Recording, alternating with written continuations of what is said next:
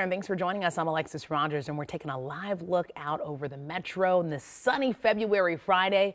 Ben, if you had told me this was going to be what my first February here was going to feel like, a little cooler today, but I mean, considering, I feel like I can't say much. It's catching a lot of people off guard, absolutely, especially compared to what it could be this time of year. And for what it's worth, today, February 2nd, 1996, was the coldest day in Minnesota State history, where we got to 60 below up in the city of Tower. Quite the opposite today. Widespread sunshine. Temperatures are a little cooler than what we saw yesterday by about 6-7 degrees versus this time 24 hours ago, but still 39 degrees is more than 10 degrees warmer than our average high. Now we have the sunny sky right now, but you can see just off to our south and east, maybe southeast metro locations are starting to see some of that low stratus, some overcast moving overhead. So some sunny intervals mixed with some clouds at times, but I think we'll see more sunshine than clouds around most of the metro. Here's your your 12-hour forecast. Temperatures grazing into the lower 40s today before we cool down just below freezing tonight.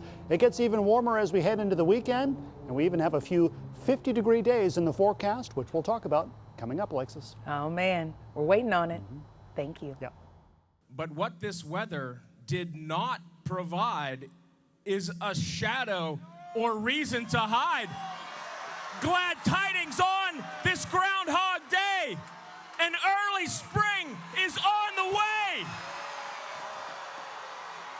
And it seems like Puxatawny Phil has seen the forecast. I think he agrees with Ben. The groundhog did not see his shadow this morning. That means he's predicting an early spring. Data from the NOAA says that he's had an accuracy rate of just under 40% since 2013.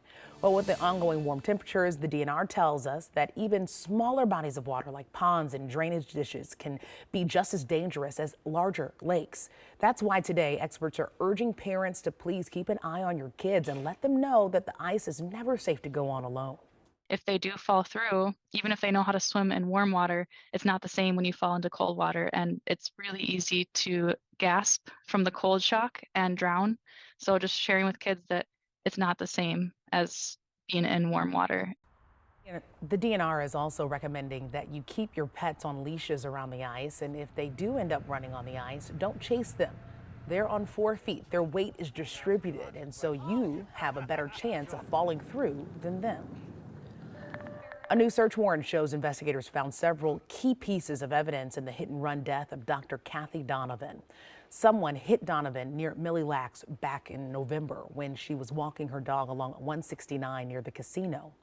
After weeks of detective work, police have now seized a Tesla that matches the one caught on camera near the scene. They also used a leftover windshield wiper, cell phone data, and multiple witness interviews that led them to the 42-year-old driver.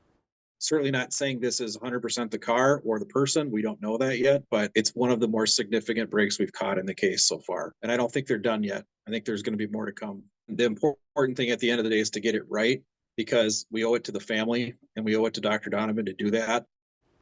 No charges have been filed yet. For right now, the teams are processing data from that car, including DNA, like hair, and the man's cell phone to hopefully solve this case.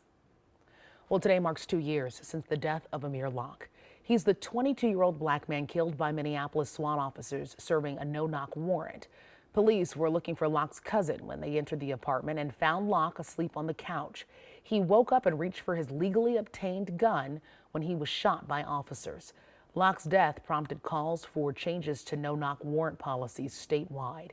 Within the last few months, the new public safety bill took effect, which includes a measure limiting the ability of judges to approve those warrants. Today, the bodies of 3 American soldiers who were killed in a drone strike in Jordan will receive a dignified transfer. President Biden is expected to be there. NBC's Keir Simmons brings us the latest after the news the president has settled on a retaliation plan.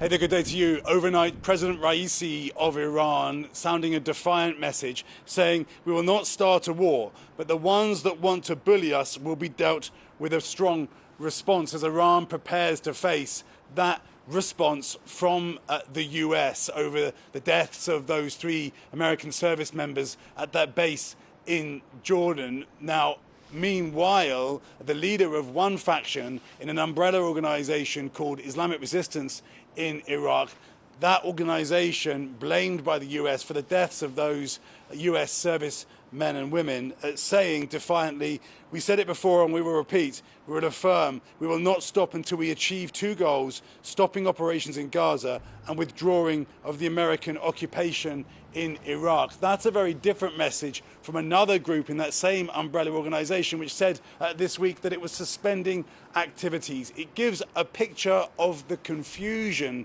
at some times and in some places among these proxy groups, these Iranian proxy groups, but at the same time, the US insisting that Iran is responsible for these attacks and that it will face retribution. We don't know when those strikes from the US, which are being described as kinetic and cyber and in multiple countries over a sustained period, we don't know when those will happen, but certainly this region is bracing itself.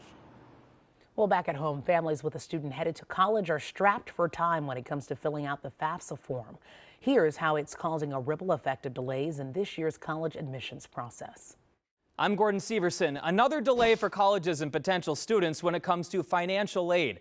The Education Department announced the forms won't be sent to colleges until the middle of March. Experts say it will take colleges weeks to sort through them, so students may not receive a financial aid offer until April or even May. That's a problem because a lot of colleges want students to make their final decision on college by May 1st.